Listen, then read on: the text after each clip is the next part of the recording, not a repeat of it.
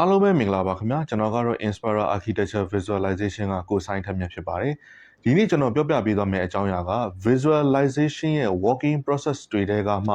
တစ်ခုဖြစ်တဲ့ modeling အပိုင်းကိုကျွန်တော်ကပြောပြပေးသွားမှာဖြစ်ပါတယ်အဲ့တော့ကျွန်တော်ဒီနေ့ပြောပြပေးသွားမယ့် modeling ဆိုတဲ့အကြောင်းအရာတွေမှာကျွန်တော်တို့က SketchUp software ကိုအသုံးပြုပြီးတော့ model ဘယ်လိုဆွဲတယ်ဆိုတဲ့အကြောင်းအရာတွေပါဝင်မှာမဟုတ်ဘဲနဲ့ modeling ဆွဲတဲ့အခါမှာဘယ်လိုအချက်တွေကိုသတိထားရမယ်ဘယ်လိုအချက်တွေကမှားတတ်တယ်ဘယ်လိုအကြောင်းအရာလေးတွေကတော့အခြေခံအကျဆုံးဖြစ်ပြီးတော့မသိမဖြစ်သိရမယ့်အကြောင်းအရာလေးတွေဖြစ်တယ်ဆိုတာကိုကျွန်တော်ကပြောပြပေးသွားမှာဖြစ်ပါတယ်ပြီးသွားတဲ့အခါကျတော့ကျွန်တော်တို့တွေ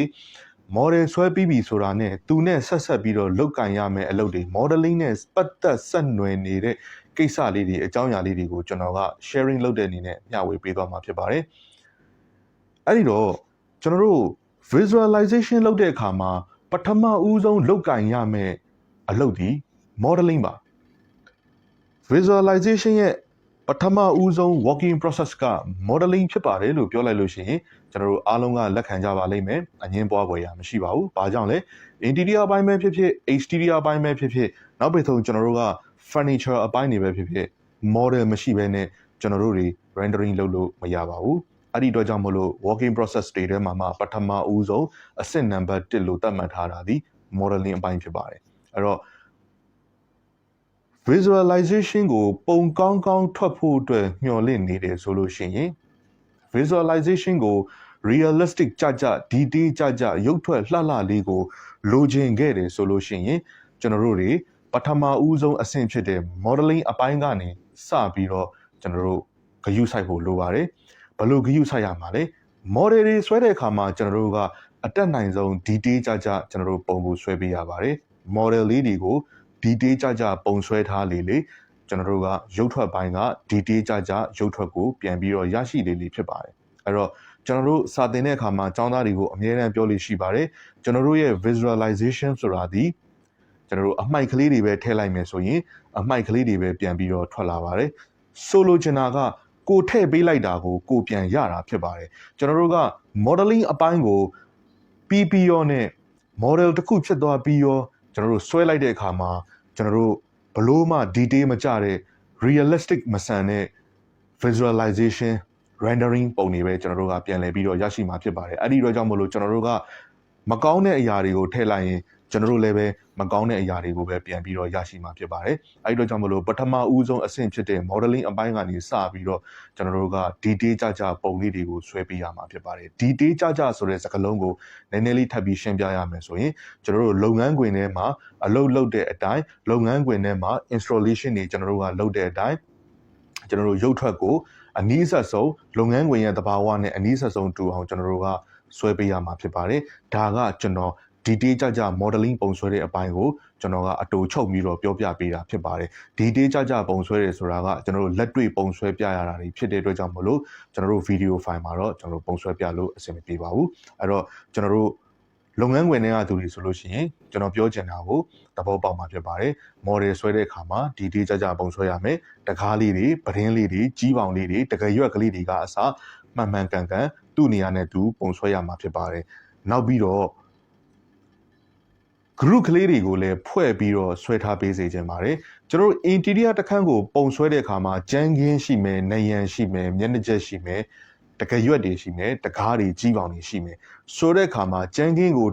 သူ့ဟာနဲ့သူ group ကတစ်ခု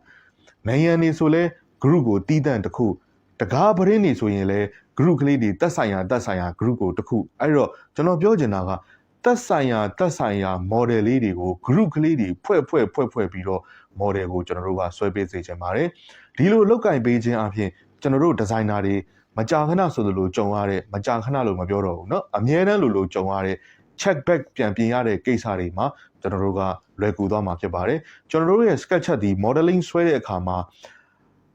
group ကိုမဖွဲ့ဘဲနဲ့ဆွဲခဲ့မယ်ဆိုလို့ရှိရင် surface တွေကတစ်ခုနဲ့တစ်ခုကပ်ပြီးတော့ပါနေတာဖြစ်တဲ့အတွက်ကြောင့်မလို့နောက်ပိုင်းပြန်ပြီးတော့ပြင်ဆင်တဲ့အခါမှာ editing ပြန်ပြီးလုပ်တဲ့အခါမှာအရန်ကိုကျွန်တော်တို့ဒုက္ခရောက်ပါတယ် check back တွေပြန်ပြီးပြင်တဲ့အခါမှာအရန်ကိုဒုက္ခရောက်ပါတယ် group ကလေးတွေကဖွဲ့ပြီးတော့ဆွဲခဲ့မယ်ဆိုရင်တော့တက်ဆိုင်ရာ group တွေကိုသူ့ဟာနဲ့သူခွဲချမ်းစိတ်ဖြာပြီးတော့ပြုပြင်သွားလို့ရတာဖြစ်တဲ့အတွက်ကြောင့်မလို့ကျွန်တော်တို့ check back တွေပြန်ပြီးပြင်တဲ့အခါမှာလည်းလွယ်ကူသွားမှာဖြစ်ပါတယ်အဲ့တော့ group ဖွဲ့ပြီးတော့ဆွဲဖို့ကလည်းကျွန်တော်တို့အရေးကြီးတဲ့ကိစ္စတွေတွေက တစ်ခုဖြစ်ပါတယ်နောက်ထပ်တစ်ခုကိုကျွန်တော်တို့ဆက်ပြီးတော့ပြောရမယ်ဆိုရင်ခုနပြောသွားတဲ့အကြောင်းအရာနဲ့ပဲဆက်ဆက်နေပါလိမ့်မယ်တကားတွေပရင်းတွေကြီးပေါင်တွေကို group ကလေးတွေဖွဲ့တဲ့အခါမှာကြီးပေါင်ကို group တစ်ခုတကရွက်ကို group တစ်ခုတီးသန့်ခွဲပြီးတော့ဆွဲပေးစေချင်ပါတယ်နောက်တစ်ချက် sketcher user တွေအများဆုံးအခုမှစပြီး sketcher အသုံးပြုမဲ့သူတွေလို့ပြောလို့ရှိရင်ပို့ပြီးတော့မှန်ပါလိမ့်မယ်အဲ့တော့ကျွန်တော်တို့တင်တန်းမှာចောင်းသားတွေ model ဆွဲတဲ့အခါမှာဘာတွေကိုကျွန်တော်တို့အဓိကထားပြီးတော့တွေ့ရလဲဆိုတော့ကြီးပေါင်နဲ့တကရွက်ကိုတသားလေးဆွဲကြပါတယ်တသားလေးဆွဲကြပါတယ်ចောင်းသားရဲ့စိတ်ထဲမှာကြီးပေါင်နဲ့တကရွက်ကြားထဲမှာပေါ်နေတဲ့ sketcher ရဲ့ခဲလိုင်းမဲမဲလေးကိုတွေ့နေတာဖြစ်တဲ့အတွက်ကြောင့်မလို့ဒီခဲလိုင်းမဲမဲလေးကကြီးပေါင်နဲ့တကရွက်ကိုခြားနားထားတယ်လို့သူတို့ရဲ့စိတ်ထဲမှာထင်ကြပါတယ်တကယ်တော့မဟုတ်ပါဘူး sketcher မှာ model ဆွဲလိုက်လို့တွေ့ရတဲ့မြင်းလိုင်းမဲမဲလေးတွေခဲလိုင်းမဲမဲလေးတွေ line 2အမဲရောင်လေးတွေဆိုတာက sketcher modeling အနေထားမှာပဲကျွန်တော်တို့ကမြင်တွေ့ရမှာဖြစ်ပြီးတော့ rendering လုပ်တဲ့ကိစ္စမှာဒါတွေကိုကျွန်တော်တို့တွေ့မြင်ရမှာမဟုတ်ပါဘူးအဲ့ဒီတော့ render လဲချလိုက်တော့ကျွန်တော်ရဲ့ကြီးပေါင်လေးကမပေါ်တော့ဘူးတော့ကျွန်တော်တကရွက်နှစ်ခုကိုထပ်ပြီးတော့ဆွဲထားတာတကရွက်ကတစ်ချက်နဲ့တစ်ချက်ကွဲပြားမနေဘဲနဲ့တကရွက်နှစ်ချက်ကပူးနေပါတယ်ဆိုတာမျိုးတွေဒါမျိုးတွေကျွန်တော်တို့မကြာခဏဆိုလို့ဖြည့်ရှင်းပေးရလိမ့်ရှိပါတယ်အဲ့တော့အဓိက model ဆွဲတဲ့အခါမှာကြီးပေါင် group တစ်ခုတကရွက် group တစ်ခု group ကိုခွဲမယ်ပြီးွားရင်ကြီးပေါင်နဲ့တကရွက်ကကြားထဲမှာကျွန်တော်တို့ sketcher ရဲ့အနေထားအရ architecture scale architecture dimension ရဲ့အနေထားအရအနည်းဆုံး 0.2 0.25 အများဆုံး 0.3 0.3 ဆိုတာတကယ်တမ်းကျတော့များတယ်เนาะကျွန်တော်တို့ feet inches scale အရာပေါ့ 0.3 ဆိုတာများပါတယ် 0.2 လောက်ဆိုရင်အဆင်ပြေပါတယ်အဲ့တော့တကယ်ရွက်နဲ့ကြီးပေါင်လေးတွေကိုကျွန်တော်တို့ကအနည်းဆုံးဘေးပတ်လေ 0.2 လောက်အဟလေးတွေထည့်ပြီးတော့ဆွဲပေးရမှာဖြစ်ပါတယ်ကျွန်တော်ပြောတာလေးကိုတစ်ချက်စဉ်းစားကြည့်ပါဒီလို 0.2 အဟလေးထည့်ပြီးဆွဲလိုက်တယ်ကျွန်တော်တို့တွေ rendering လုပ်လဲလုပ်ချလိုက်တော့ကျွန်တော်တို့ရဲ့ rendering မှာတကယ်ရွက်နဲ့ကြီးပေါင်နဲ့ကြားထဲမှာ gap လို့ခေါ်တဲ့အဟ line လေးတေးသေးလေးတစ်ခုရှိလာပါတယ်အဲ့ဒါလေးက realistic အရန်ဖြစ်စေတဲ့အချက်ကလေးတစ်ချက်ထဲမှာသူပါဝင်ပါတယ်ကျွန်တော်ပြောတာလေးကိုပို့ပြီးတော့မြင်သာအောင်လို့ကိုယ့်ရဲ့အခန်းထဲမှာရှိတဲ့ကိုယ့်ရဲ့နေအိမ်ကိုယ့်ရဲ့ရုံးခန်းမှာရှိတဲ့တကားတွေပရင်းတွေကြီးပေါင်တွေကိုသွားပြီးကြည့်လိုက်မယ်ဆိုရင်တကယ်ရွက်နဲ့ကြီးပေါင်ရဲ့ဘေးနားလေးတွေမှာအဟလေးတွေတွေ့နေရတာကိုကျွန်တော်တို့ကမြင်ရမှာဖြစ်ပါတယ်အဲ့တော့ဒီလိုတကားတွေမှာကြီးပေါင်နဲ့တကယ်ရွက်ကြားမှာအဟလေးတွေမရှိရင်တကားကဖွင့်ရလဲခက်ပါတယ်ပိတ်ရလဲခက်ပါတယ်တကားတွေကကြက်နေပါလိမ့်မယ်ဒါကလက်တွေ့သဘာဝအပြင်ဘက်ကကိစ္စကိုပြောတာပါ modeling အပိုင်းမှာကတော့ကျွန်တော်တို့ကတကယ်ရွက်နဲ့ကြီးပေါင်လေးတွေကိုခုနလိုမျိုးအဟလေးတွေ space လေးတွေနည်းနည်းလေး 0.2 လောက်ဟပြီးတော့ဆွဲပေးရပါမယ်ကျွန်တော်တို့ကိုယ့်မျက်လုံးထဲကနေမှကိုနေထိုင်တဲ့အခန်းမှာရှိတဲ့တကားပရင်းတွေကိုကြည့်လိုက်လို့ရှိရင်တွေ့မြင်ရတဲ့အဟလေးတွေအတိုင်းကိုထည့်ပြီးတော့ modeling မှာဆွဲပေးတာဖြစ်ပါတယ်အဲ့ဒီတော့ကျွန်တော်ပြောသွားတဲ့ model ကို detail ကြဆွဲရမယ်ဆိုတဲ့အပိုင်းဒီလို modeling အပိုင်းလေးတွေကိုကျွန်တော်တို့ကရည်ရွယ်ပြီးတော့ပြောပြပေးသွားတာဖြစ်ပါတယ်အဲ့တော့ model ဆွဲပြီးပြီဆိုလို့ရှိရင်ကျွန်တော်တို့ဘာတွေများဆက်ပြီးလုပ်ကြမလဲအဲ့တော့ visualization ရဲ့ working process တွေထဲမှာကျွန်တော်တို့က model lighting material နောက်ပြီးတော့ rendering setting တွေရှိမယ် Photoshop post production တွေရှိမယ်နောက်တချို့က texture mapping အပိုင်းကိုတီးတန့်ခွဲပြီးပြောကြတာရှိမယ်နောက်ပြီးတော့ camera composition အပိုင်းတွေကိုတီးတန့်ခွဲပြီးပြောကြတာမျိုးတွေရှိမယ် okay အဲ့တော့ကျွန်တော်တို့ကခေါင်းစဉ်တွေအများကြီးကိုခွဲထုတ်ပြီးတော့ပြောမယ်ဆိုရင်လည်းရတယ်ဒါပေမဲ့ကျွန်တော်တို့အတူချုပ်ပြီးပြောရမယ်ဆိုလို့ရှိရင်ဒီ modeling အပိုင်းထဲမှာဘယ်သူကိုပါပေါင်းထည့်လိုက်လို့ရလဲဆိုတော့ texture အပိုင်းကိုပါပေါင်းထည့်လိုက်လို့ရပါတယ်တချို့ကတော့ texture mapping လို့ပြောပါလိမ့်မယ်အခေါ်အဝေါ်လေးတွေမတူတာရှိကောင်းရှိနိုင်ပါတယ်ကျွန်တော်တို့အရိုးရှင်းဆုံးပြောရမယ်ဆိုရင် texture ကတ်တယ်ပေါ့အဲ့တော့ကျွန်တော်တို့တွေ model ဆွဲပြီးပြီဆိုလို့ရှိရင်ဘာတွေကိုလှုပ်ဆောင်ကြလဲဆိုတော့ texture တွေကတ်ကြပါတယ်ကျွေပြားကြောက်ပြား texture တွေကတ်မယ်တစ်သား texture တွေကတ်မယ်ဒါမှမဟုတ်ဆေးရောင်လေးတွေခြယ်ကြမယ်ဒီအပိုင်းကိုကျွန်တော်တို့ကလှုပ်ဆောင်ကြတာဖြစ်ပါတယ်အဲ့တော့ texture ကတ်တဲ့အခါမှာလည်းပဲသတိထားရမယ့်ကိစ္စတွေရှိပါတယ်အရေးအကြီးဆုံးကကိုကတ်လိုက်တဲ့ texture ဒီစကေးဂိုက်ဖြစ်ဖို့ပါtexture စကေးဂိုက်ဖြစ်ဖို့ကိုကျွန်တော်တို့ကဂရုစိုက်ပြီးတော့လုပ်ပေးရပါမယ်ဆိုလိုချင်တာကကိုဆွဲနေတဲ့အခန်းတစ်ခန်းဒီ12ပေပတ်လည်ရှိခဲ့မယ်ဆိုရင်ကိုယ့်ရဲ့အိမ်ရှင်ကိုယ့်ရဲ့ client က ကိုဆိုင်ရီဒီအိမ်အခန်းထဲမှာတော့ကျွန်တော်ကကြွေပြားကိုတပေပတ်လေသုံးကျင်တယ်ဗျာဆိုရင်တေချာပေါက်ကျွန်တော်ရဲ့ rendering ပုံထဲမှာကြွေပြားလေးတွေကိုတပေပတ်လေနဲ့ကြွေပြား12ချက်ကိုကျွန်တော်ဝင်အောင်ထည့်ရမှာဖြစ်ပါတယ်အလျား12ချက်ကိုကျွန်တော်ဝင်အောင်ထည့်ရမှာဖြစ်ပါတယ်ဘာကြောင့်လဲဆိုတော့12ပေပတ်လေရှိတဲ့အခန်းတစ်ခန်းโอเคနော်ဆိုတော့အဲ့ဒီခါမှာကျွန်တော်ကတက်ချာရဲ့စကေးကိုဂယုမဆိုင်ဘဲနဲ့ကျွန်တော်တက်ချာကိုသွားကတ်လိုက်တဲ့အခါမှာ12ချက်မရှိဘဲနဲ့10ချက်ပဲဖြစ်နေတာမျိုး14ချက်လောက်ဖြစ်သွားတာမျိုးဖြစ်ခဲ့မယ်ဆိုရင်ကျွန်တော်တို့ရဲ့အတွေ့အကြုံရဟာကိုဆိုင်ဒီကျွေပြားကဘယ် size ကိုသုံးထားတာလဲတပေပတ်လည်မှာဟုတ်ရဲ့လားနှစ်ပေပတ်လည်မှာဟုတ်ရဲ့လားဒီ size လေးကဘယ်လောက် size လဲကျွန်တော် market ထဲမှာဘယ်အရွယ်အစားလို့ပြောပြီးတော့ကျွန်တော်ဝယ်ရမလဲလို့မေးလာပြီဆိုရင်ကျွန်တော်တို့ rendering လုပ်တဲ့သူတွေကျွန်တော်တို့ visualizer တွေအနေနဲ့တခါတည်းတန်းပြီးတော့ impression တောင်းမှာဖြစ်ပါတယ်အရင်အရေးကြီးပါတယ်အဲ့ဒီအတွက်ကြောင့်မို့လို့ကျွန်တော်တို့ကတက်ချာတွေကတ်တဲ့အခါမှာလည်းပဲတက်ချာကိုစကေးကိုက်ကြဖို့အရေးကြီးပါတယ်တပေပတ်လေကြွေပြားဆိုတပေပတ်လေအနည်းဆက်ဆုံးရှိနေရမယ်ကျွန်တော်တပေပတ်လေအတိရှိနေရမယ်လို့တော့မပြောဘူးတပေပတ်လေအနည်းဆက်ဆုံးရှိနေရမယ်တချို့ကဘာကြောင့်တပေပတ်လေကြွေပြားကိုအနည်းဆက်ဆုံးတပေပတ်လေရှိရင်တော်ပြီလို့ပြောလေလို့စိတ်မှာဖြစ်ကောင်းဖြစ်ပါလိမ့်မယ်တခါတလေမှာကျွန်တော်တို့ကြွေပြားတက်ချာတွေကိုအသုံးပြုတဲ့အခါမှာကြွေပြားတက်ချာလေးတွေကတပေပတ်လေကြွေပြားတစ်ချက်ထဲလာတာမဟုတ်ဘဲနဲ့၄ချက်ပေါင်းတက်ချာတစ်ခု၅ချက်ပေါင်းကိုမှတက်ချာတစ်ခု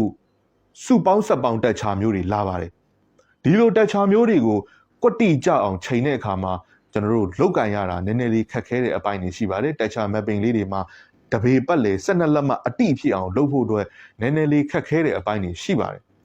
ဒါကအသုံးပြုတဲ့ software တွေပေါ်မှာလည်းမူတည်ပါတယ် software တစ်ခုနဲ့တစ်ခုကတက်ချာကတ်ရတဲ့သဘောတဘာဝတွေမတူတဲ့အတွက်ကြောင့်မလို့ကျွန်တော်ကဒါကိုခွဲပြားကျွန်တော်ထည့်ပြီးတော့ပြောပြသွားတာဖြစ်ပါတယ်အဲ့တော့ဘယ် software ကိုပဲတုံ12ပေအလျားရှိတဲ့အခန်းတစ်ခန်းမှာတပေပတ်လေကြွေပြားကတ်မယ်ဆိုရင်တော့အမြင်အားဖြင့်ကြွေပြား12ချက်ဝင်ကိုဝင်နေရမယ်အဲ့တော့တပေပတ်လေဆိုလဲတပေပတ်လေအလျောက်နှစ်ပေပတ်လေဆိုလဲနှစ်ပေပတ်လေအလျောက်တပေနှစ်ပေဆိုလဲတပေနှစ်ပေအလျောက်ကျွန်တော်တို့ကအနည်းဆက်ဆုံးတက်ချာစကေးတွေမှန်ကန်မှုရှိနေရပါမယ်တက်ချာကတ်တဲ့အခါမှာကျွန်တော်တို့တက်ချာလေးတွေဝင်သွားရင်ပြီးရောဆိုတဲ့အနေအထားမျိုးမဟုတ်ဘဲနဲ့တက်ချာရဲ့စကေးတက်ချာရဲ့ size ကိုပါကျွန်တော်တို့ကဂယုစိုက်ပြီးတော့ထည့်သွင်းပေးရမှာဖြစ်ပါတယ်တက်ချာစကေးလေးတွေပို့ပြီးတော့မှန်လာလေကျွန်တော်တို့ရဲ့rendering အပိုင်းမှာကျွန်တော်တို့ရဲ့ visualization အပိုင်းက realistic ပို့ပြီးတော့ဆန်လာလေဖြစ်ပါတယ် realistic လိုချင်တဲ့ realistic rendering ကိုလိုချင်ပါတယ်ဆိုပြီးတော့ကျွန်တော်တို့ကပြောနေပေမဲ့တက်ချာစကေးအပိုင်းတွေကိုအမှားအယွင်းစကေးတွေထည့်ထားခဲ့မယ်ဆိုရင်ဘလို့မှ realistic ဆန်တဲ့စကေးကိုမရနိုင်တဲ့အတွက်ကြောင့်မလို့ realistic ဆန်တဲ့ rendering ကိုမျှော်လင့်လို့ရရှိမှာမဟုတ်ပါဘူးတက်ချာကတ်တဲ့အပိုင်းကအစားဂယုစိုက်ရတာဖြစ်ပါတယ်တချို့က realistic rendering အပိုင်းကိုတွားတဲ့အခါမှာ lighting တွေဘယ်လိုဂယုစိုက်ရတယ် material တွေဘယ်လိုဂယုစိုက်ရတယ်ပြောကြတယ်မှန်ပါတယ်ဒါပေမဲ့အခြေခံအကျဆုံးဖြစ်တဲ့ modeling အပိုင်းရော texture mapping အပိုင်းတွေရောကျွန်တော်တို့ကထပ်တူထပ်မျှဂယုစိုက်ပေးရမှာဖြစ်ပါတယ် realistic ပုံကောင်းတစ်ပုံထွက်ဖို့ဆိုတာက lighting တစ်ခုတည်းပြီးပြည့်စုံနေရုံနဲ့မဖြစ်ပါဘူး material တစ်ခုတည်းပြီးပြည့်စုံနေရုံနဲ့လည်းမဖြစ်ပါဘူးအကြောင်းတရားတွေအားလုံးကန့်ညီသွားတော့မှ realistic ဆန်တဲ့ပုံကောင်းတစ်ခုကိုကျွန်တော်တို့ကရရှိမှာဖြစ်ပါတယ်အခြေခံအကျဆုံးအနေနဲ့လည်း modeling အပိုင်း texture mapping အပိုင်းတွေမှာလည်းအစအရာ detail ကြအောင်ဂယုစိုက်ပြီးတော့လုတ်ကင်ပေးရမှာဖြစ်ပါတယ်ဒီလိုလုတ်ကင်တော့မှသာလျှင်ကျွန်တော်တို့က realistic ဆန်တဲ့rendering ပုံတစ်ခုရရှိဖို့အတွက်ကျွန်တော်တို့ကမျှော်လင့်လို့ရမှာဖြစ်ပါတယ်နောက်ပြီးတော့ texture အပိုင်းကိုပဲဆက်လက်ပြီးတော့ပြောရမယ်ဆိုရင် texture လေးတွေကိုကတ်တဲ့အခါ position တွေမှားပြီးကတ်တာလေးတွေကလည်းမဖြစ်သင့်တဲ့ကိစ္စလေးတွေပါ position တွေမှားပြီးကတ်လိုက်မယ်ဆိုလို့ရှိရင်လည်းဘလို့မှ realistic ဆန်တဲ့ရုပ်ထွက်ကိုကျွန်တော်တို့ကရရှိမှာမဟုတ်ပါဘူးနမူနာအနေနဲ့ကျွန်တော်တို့တကားကြီးပေါင်လေးတစ်ခုရှိမယ်ဆိုပါစို့အဲ့တော့ကျွန်တော်ရဲ့ကြောက်တင်ပုံးလေးမှာတကားကြီးပေါင်လေးတစ်ခုကိုကျွန်တော်ကပုံလေးဆွဲထားတယ်ပေါ့အဲ့တော့ကြီးပေါင်လေးရဲ့ဒေါင်လိုက်ရှိနေမဲ့နေရာလေး ကြီးပေါင်လေးရဲ့ဒေါင်လိုက်ရှိနေမဲ့နေရာလေးမှာတစ်သားချောင်းလေးကဒေါင်လိုက်ထောင်ထားတာဖြစ်တဲ့အတွက်ကြောင့်မလို့ဒီလိုဒေါင်လိုက်ထောင်ထားတဲ့တစ်သားချောင်းတွေမှာကတ်တဲ့တက်ချာ position ကလည်းဒေါင်လိုက်တွေပဲဖြစ်ရမယ် vertical တွေပဲဖြစ်ရမယ်တခါတလေမှာမိတ်ဆွေတို့လည်းကြုံဘူးမှာပေါ့တချို့တွေတက်ချာကတ်တဲ့အခါမှာဒေါင်လိုက်တစ်သားချောင်းတွေမှာ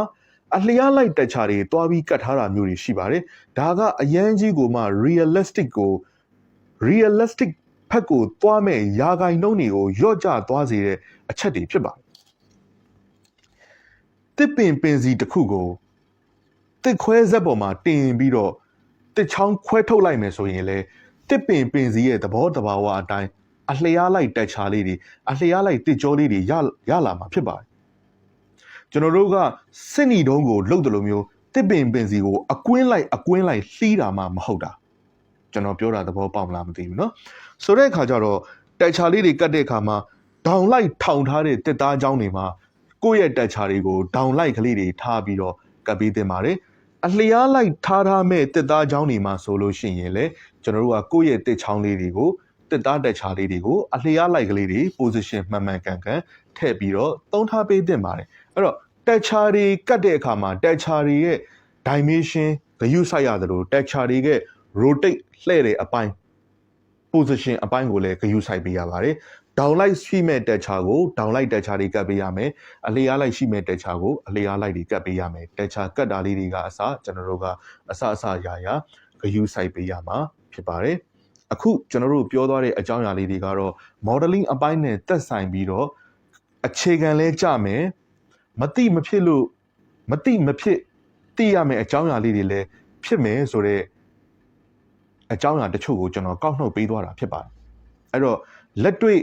modeling ကိုပုံဆွဲတဲ့အခါမှာတော့ဒီထက်ပိုပြီးတော့အသေးစိတ်ပြီးဂရုစိုက်ရမယ်အကြောင်းအရာတွေလည်းရှိပါတယ်ကျွန်တော်တို့ကဒီဗီဒီယိုဖိုင်မှာမြင်လွယ်မယ်နောက်ပြီးတော့အခြေခံလဲကြမယ်ကျွန်တော်တို့နှုတ်နဲ့ပြောတဲ့အခါမှာမြင်လွယ်သွားမယ့်အကြောင်းအရာမျိုးတွေလည်းဖြစ်မယ်အခြေခံကြမယ့်အကြောင်းအရာတွေလည်းဖြစ်မယ်မသိမဖြစ်သိရမယ့်အကြောင်းအရာတွေလည်းဖြစ်မယ်ဆိုတာကိုရွေးချယ်ကောက်နှုတ်ပြီးတော့ပြောပြပေးသွားတာဖြစ်ပါတယ်တခြားသော model ဆွဲတဲ့အခါမှာတက်ချာကတ်တဲ့အခါမှာဒီထက်ပိုပြီးတော့အသေးစိတ်သတိထားဖို့လိုတဲ့အကြောင်းအရာလေးတွေကိုလည်းနောက်ပိုင်းမှာကျွန်တော် screen sharing ပုံစံမျိုးနဲ့ထပ်မံပြီးတော့ sharing လုပ်ပေးဖို့စီစဉ်ထားတာလည်းရှိပါတယ်အဲ့ဒီအပိုင်းကြလို့ရှိရင်ဒီထက်ပိုပြီးတော့ပြည့်စုံကျွန်တော်ပြောပြပေးမှာဖြစ်ပါတယ်အခုကတော့ကျွန်တော်တို့ video file အနေနဲ့ကျွန်တော်တို့ပြောတာဖြစ်တဲ့အတွက်ကြောင့်မို့လို့ကျွန်တော်နှုတ်နဲ့ပြောတဲ့ကိစ္စလေးတွေမှာမြင်လွယ်သွားမယ်နားလည်လွယ်သွားမယ်အဓိကအရေးလဲကြည့်မယ်အခြေခံလဲကြမယ်ဆိုတဲ့အကြောင်းအရာတွေကိုပဲကောက်နှုတ်ပေးသွားတာဖြစ်ပါတယ်ဒီနေ့ video file လေးကိုတော့ကျွန်တော်ဒီမှာပဲရန်နာပါမယ်နောက်ထပ် video file တွေမှာလည်း visualization ရဲ့နောက်ထပ် working process အပိုင်းလေးတွေကိုအခုလိုပဲမှားတတ်တာလေးတွေဂရုစိုက်ရမယ့်ကိစ္စလေးတွေကျွန်တော်ထပ်ပြီးတော့ပြောပြပေးသွားမှာဖြစ်ပါတယ်